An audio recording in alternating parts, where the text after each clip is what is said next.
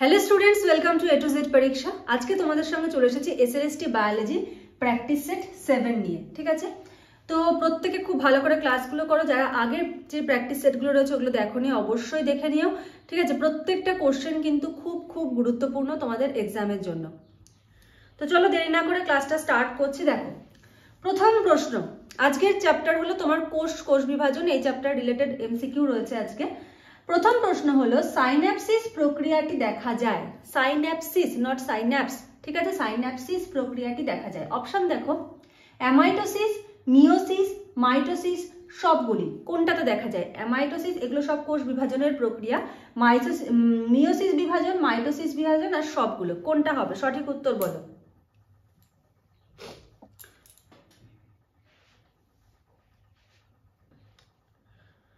তো সঠিক উত্তর হবে হলো মিওসিস।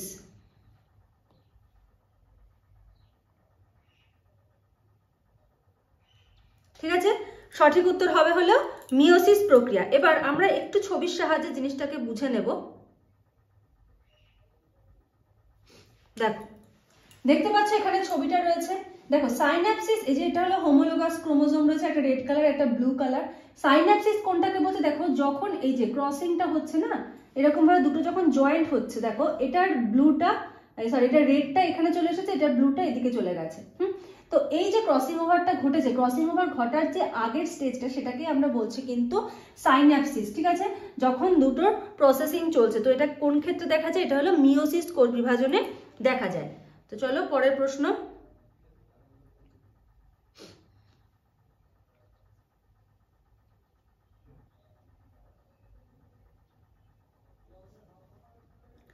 আচ্ছা, আদি নিউক্লিয়াস যুক্ত কোষে মাইটোকন্ড্রিয়ার পরিবর্তে থাকে। আদি নিউক্লিয়াস যুক্ত কোষে মাইটোকন্ড্রিয়ার পরিবর্তে থাকে, কি থাকে?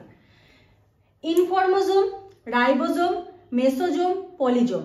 নিজেরা একটু অ্যান্সার করো। 2 এর A B C D comment সেকশনে অবশ্যই লেখো। তোমরা কমেন্ট করলে ভালো লাগে যে না তোমরা অ্যাক্টিভলি ক্লাসটা জয়েন করছো। ঠিক আছে, আদি নিউক্লিয়াস যুক্ত কোষে মাইটোকন্ড্রিয়ার পরিবর্তে কি থাকে? ইনফর্মোজোম, রাইবোজোম, মেসোজোম, পলিজোম। তো সঠিক অ্যান্সার কি হবে? সঠিক অ্যান্সার হবে হলো মেসোজোম।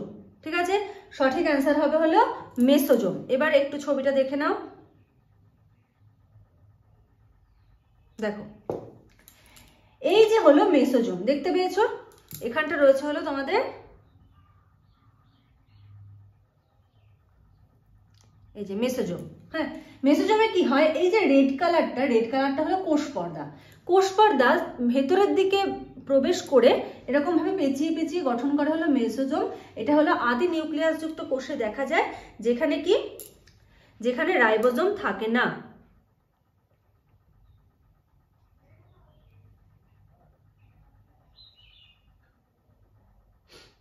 চলো পরের প্রশ্ন।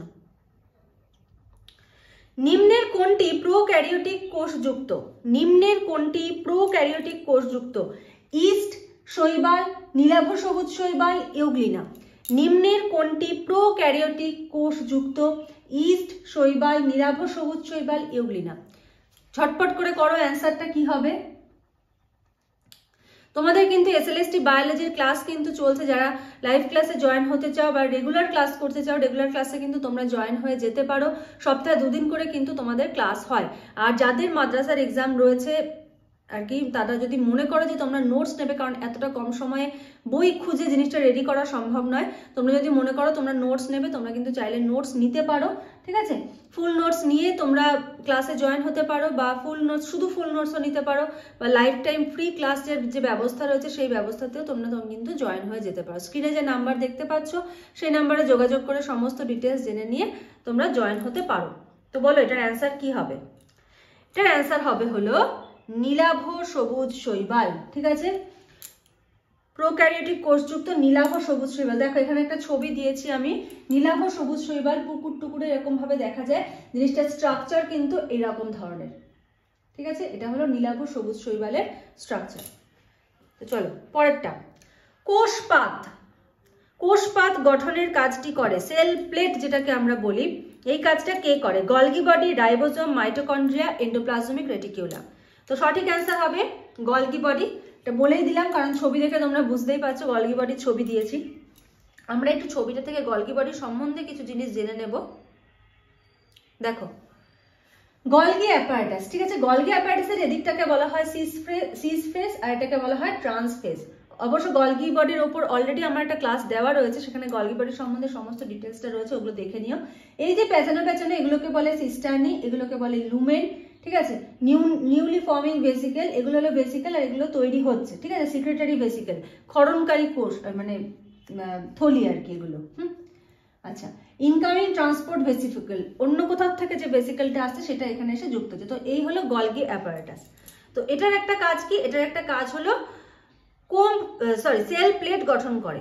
এবার সেল প্লেট জিনিসটা কি দেখো, দেখো এই যে সেল ওয়াল, এটা একটা উদ্ভিদ কোষ, সেল ওয়াল। আচ্ছা, সেল প্লেট ফর্মিং, এখানে সেল প্লেটটা ফর্ম হচ্ছে, দেখতে পাচ্ছ, এই দেখো ডট ডট ডট করে তৈরি হচ্ছে। এদিকে দুটো নিউক্লি ভাগ হয়ে গেছে, সেল প্লেটটা আরেকটু প্রমিনেন্ট হলো, এখানে আরো ভালো করে নিউ সেল ওয়াল গঠিত হলো। নিউ সেল ওয়াল গঠিত হওয়ার আগে যেটা হচ্ছে সেটাকে বলা হচ্ছে সেল প্লেট। এই কাজটা কে করছে? এটা কিন্তু গলগি বডি করছে। চলো পরের প্রশ্ন। মাইটোকন্ড্রিয়া অনুপস্থিত থাকে, মাইটোকন্ড্রিয়া কোথায় অনুপস্থিত থাকে? লোহিত শৈবালে, সবুজ শৈবালে, বাদামি শৈবালে, স্তন্যপায়ী প্রাণীর লোহিত রক্তকণিকায়। বলো সঠিক অ্যান্সার কি হবে? খুব ইজি কোশ্চেন। মাইটোকন্ড্রিয়া অনুপস্থিত থাকে কোথায়? লোহিত শৈবাল, সবুজ শৈবাল, বাদামি শৈবাল, স্তন্যপায়ী প্রাণীর লোহিত রক্তকণিকা। সঠিক অ্যান্সার কি হবে? সঠিক অ্যান্সার হবে স্তন্যপায়ী প্রাণীর লোহিত রক্তকণিকা, ঠিক আছে। পরের প্রশ্ন, সেন্ট্রোমিয়ার ক্রোমোজোমের কোন অংশে থাকে? সেন্ট্রোমিয়ার ক্রোমোজোমের কোন অংশে থাকে? অপশনগুলো দেখো, মুখ্য খাঁজ, গৌণ খাঁজ, টেলোমিয়ার, স্যাটেলাইট। তো এটার অ্যান্সার কি হবে? এটার অ্যান্সার হবে হলো মুখ্য খাঁজ, ঠিক আছে। সেন্ট্রোমিয়ার ক্রোমোজোমের কোন অংশে থাকে? সেন্ট্রোমিয়ার হলো মুখ্য খাঁজ অংশে থাকে। এবার সেন্ট্রোমিয়ার কোন জায়গাটা সেটা একটু দেখে নিই আমরা, চলো। দেখো এটা হলো একটা ক্রোমোজোম, ঠিক আছে, এটা শর্ট আর্ম, এটা লং আর্ম, মানে ছোট বাহু আর বড় বাহু। এই প্রান্তগুলোকে বলে হলো টেলোমিয়ার। আর এই যে দেখো রয়েছে মুখ্য খাঁজ যুক্ত যে জায়গাটা, এখানে রয়েছে সেন্ট্রোমিয়ার। আর এর এক একটা বাহুকে কি বলা হয়? ক্রোমাটিড, ঠিক আছে। প্রান্তগুলোকে টেলোমিয়ার বলে, এক একটা বাহুকে বলে ক্রোমাটিড। এরপর ডিটেলসে আমরা আরো অনেক কিছু দেখব, পরপর প্রশ্নগুলো আমরা দেখতে থাকি, তারপরে আমরা যাচ্ছি। পরের প্রশ্ন, যে ক্রোমোজোমের মাঝখানে সেন্ট্রোমিয়ার অবস্থিত সেটি হলো। এবার দেখো, আমরা তো এই আগের প্রশ্ন দেখলাম যে সেন্ট্রোমিয়ার ক্রোমোজোমের কোন অংশে থাকে? মুখ্য খাঁজে থাকে। তার মানে দেখো এখানে ছবিতে প্রায় মিডিলে রয়েছে, তাই তো। এবারে যেই ক্রোমোজোমের এরকম মিডিলে সেন্ট্রোমিয়ার থাকে সেটার একটা নাম আছে, সেটাকে কি বলা হয়? অপশনগুলো দেখো, টেলোসেন্ট্রিক, অ্যাক্রোসেন্ট্রিক, মেটাসেন্ট্রিক, সাবমেটাসেন্ট্রিক। তো সঠিক অ্যান্সার কি হবে? খুব ইজি কোশ্চেন, নিজেরা ট্রাই করো। 7-এর A, B, C, D কোনটা হবে অবশ্যই কিন্তু কমেন্ট সেকশনে লেখো। ক্লাস ভালো লাগলে কিন্তু লাইক করে দিও, তোমরা অনেকেই ভিডিও দেখছো লাইক করছো না, লাইক করে দিও। যে ক্রোমোজোমের মাঝখানে সেন্ট্রোমিয়ার থাকে তাকে কি বলা হয়? তো সঠিক অ্যান্সার কি হবে? সঠিক অ্যান্সার হবে হলো মেটাসেন্ট্রিক, ঠিক আছে, সেটাকে কি বলা হচ্ছে? মেটাসেন্ট্রিক। এবারে আমরা বাকি যে জিনিসগুলো রয়েছে সেটাকে দেখে নেব। দেখো এটা হলো মেটাসেন্ট্রিক, মিডিলে অবস্থিত। এবার মিডিলের থেকে যদি একটু উপরের দিকে থাকে তখন সেটাকে কি বলা হবে? সাবমেটাসেন্ট্রিক, ঠিক আছে।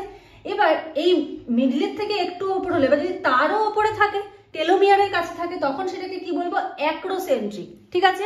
আর যদি এই সেন্ট্রোমিয়ারটা উঠতে উঠতে একদম প্রান্তে টেলোমিয়ারের কাছে চলে যায় তখন সেটাকে আমরা কি বলবো? টেলোসেন্ট্রিক। তাহলে আশা করি ভুল হবে না।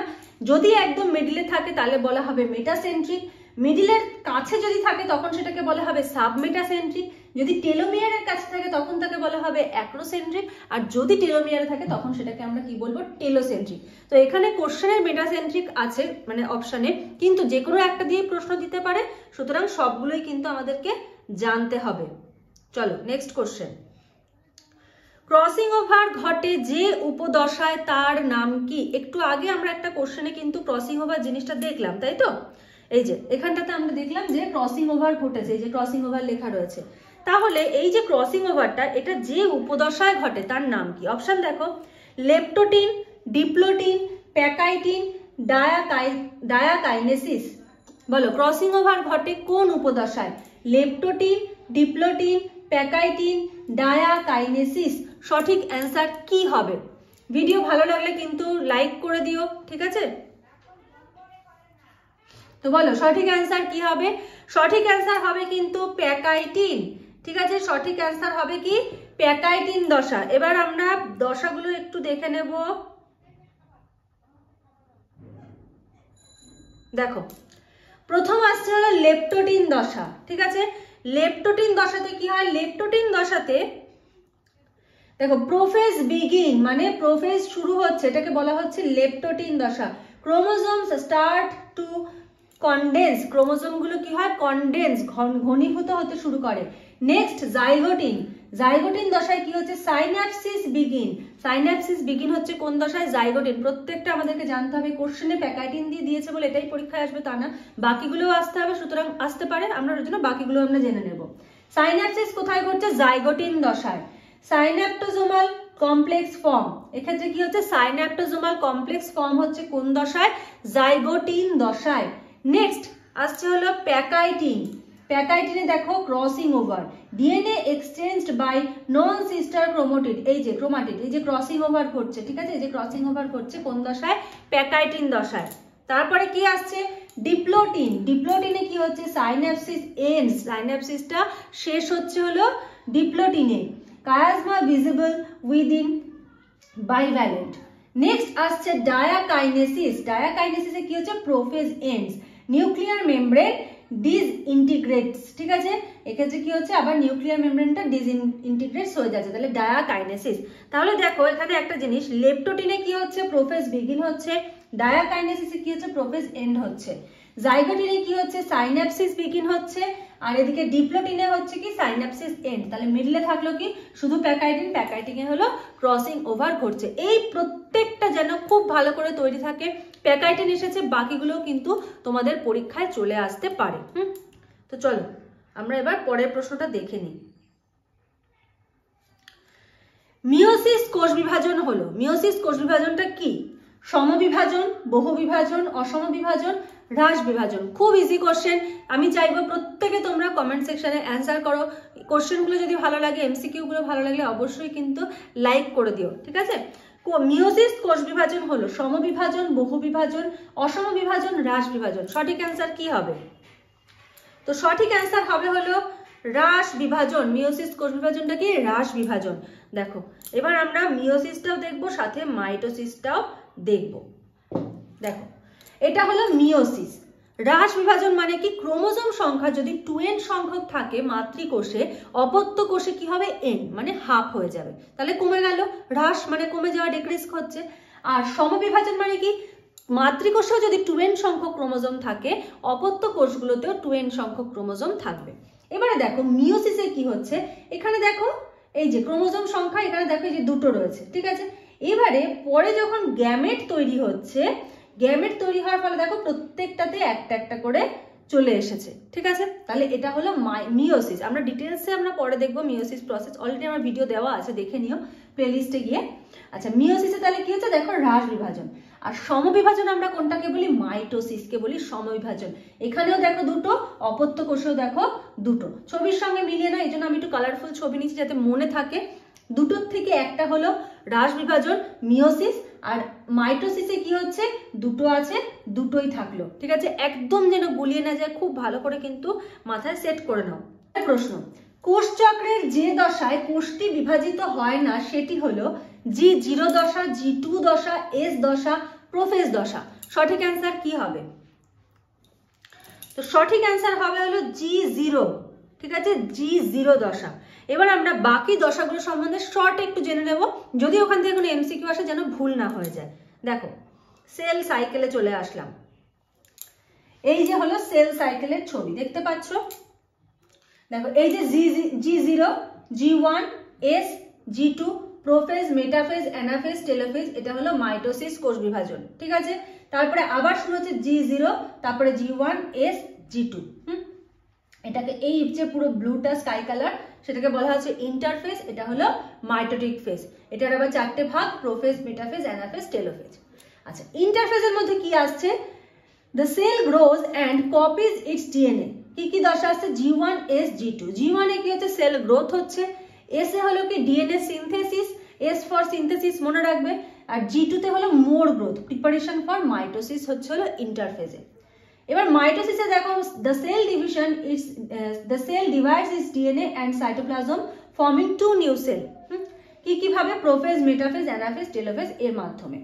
এবার আছে G0, G0 তে কি হচ্ছে দেখো, resting state where the cell performs its function and is not preparing to divide তাহলে কোশ্চেনটা আমাদের কি ছিল? কোষটি বিভাজিত হয় না। কোশ্চেন ছিল যে দশায় কোষটি বিভাজিত হয় না, is not preparing to divide। তো সঠিক অ্যান্সার কি হবে? সঠিক অ্যান্সার কিন্তু হবে G0 দশা। ঠিক আছে, চলো পরের প্রশ্ন। কারো যদি কোথাও কোনো সমস্যা থাকে অবশ্যই কিন্তু কমেন্ট সেকশনে জানাবে, আর ক্লাস কেমন লাগছে, প্র্যাকটিস সেটগুলো কেমন লাগছে সেটাও কিন্তু অবশ্যই আমাকে জানাবে। ঠিক আছে, আচ্ছা, কোষ বিভাজনের যে দশায় ক্রোমোজোম গণনা করা যায় তার নাম কি? আর তোমাদের এসএলএসটি বায়োলজির কিন্তু ক্লাস চলছে, যদি কেউ নোটস নিতে চাও দেখো, নোটস নিলে এটুকু বলতে পারি নোটস পড়ে স্যাটিসফাইড হবে। হ্যাঁ, এমন না যে খুব গিজিমিজি করে লেখা, খুব সুন্দর পরিষ্কার নিট অ্যান্ড ক্লিন নোটস কিন্তু তোমরা পেয়ে যাবে। ঠিক আছে, কোষ বিভাজনের যে দশায় ক্রোমোজোম গণনা করা হয় তার নাম কি? অপশনগুলো দেখো, প্রোফেজ, মেটাফেজ, অ্যানাফেজ, টেলোফেজ। তাহলে কোষ বিভাজনের মাইটোসিস ফেজ যেটা, সেখানে আমরা 4টে দশা দেখলাম, প্রোফেজ, মেটাফেজ, অ্যানাফেজ, টেলোফেজ। এবার এই 4টে দশার মধ্যে একটা দশা যেখানে ক্রোমোজোম আমরা কাউন্ট করতে পারি, কোন দশা বলো? Prophase, metaphase, anaphase, telophase. সঠিক অ্যান্সার কি হবে? সঠিক অ্যান্সার হবে হলো মেটাফেজ। ঠিক আছে, মেটাফেজ দশায় আমরা কি করতে পারি? আমরা কিন্তু কাউন্ট করতে পারি। দেখো এখানে আমি একটা ছবি দিয়েছি, ইন্টারফেজ, এই প্রসেসটা হলো ইন্টারফেজে চলছে। এবারে হলো মাইটোসিস স্টার্ট হচ্ছে। দেখো এটা হলো প্রোফেজ, ঠিক আছে, তারপরে আছে মেটাফেজ। দেখো ক্রোমোজোম গুলো আলাদা হয়ে গেল, এখানে একসাথে ছিল, এখানটা আলাদা হয়ে গেল। অ্যানাফেজে কি হচ্ছে দেখো, মেরুর দিকে চলতে শুরু করছে। আর একটা কি টেলোফেজ, টেলোফেজে একদম প্রান্তে চলে এসেছে, তারপরে দুটো অপত্য নিউক্লিয়াস বা ডটার সেল তৈরি হয়েছে।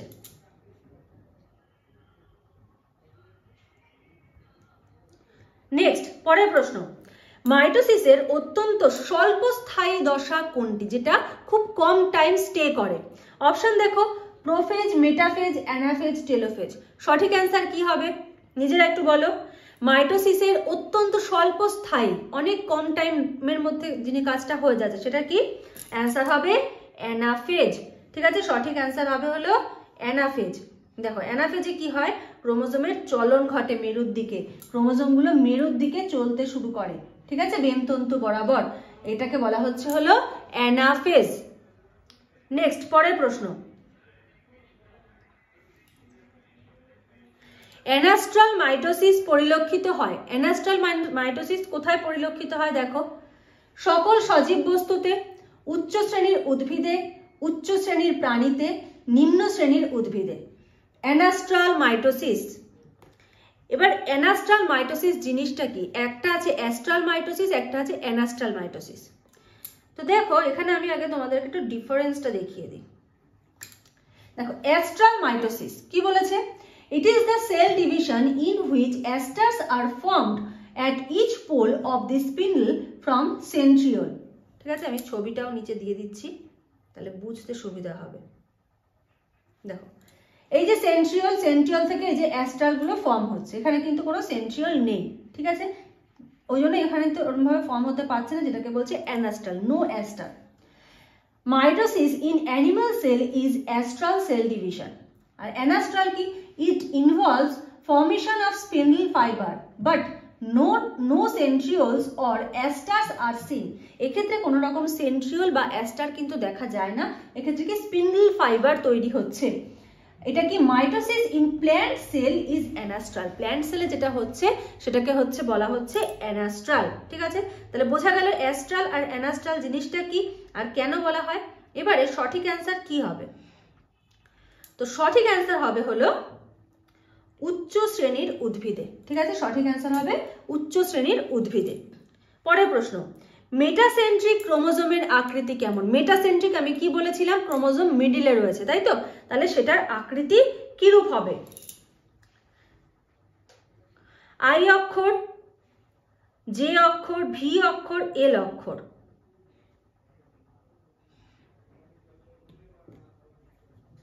বলো। মেটাসেন্ট্রিক ক্রোমোজোম, আমি এখানে কিন্তু তোমরা কি হিসেবে বলবে এটা বলো তো, হাফ হিসেবে, মানে ক্রোমোজোমটা তো এরকম দেখতে হয়,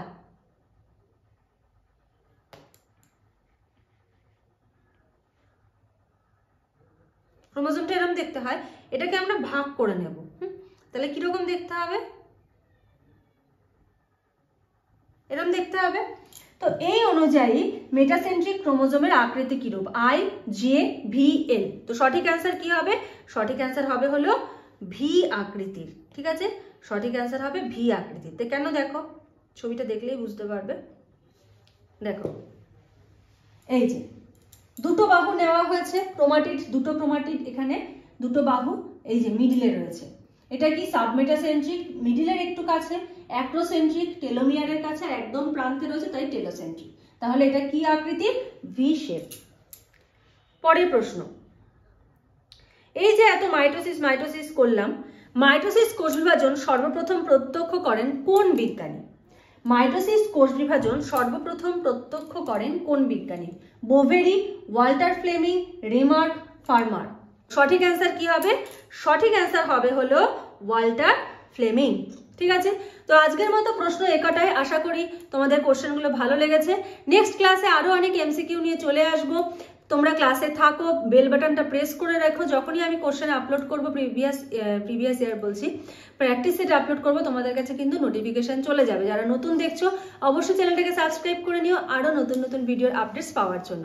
আজকের মতো এইটুকুই, থ্যাংক ইউ।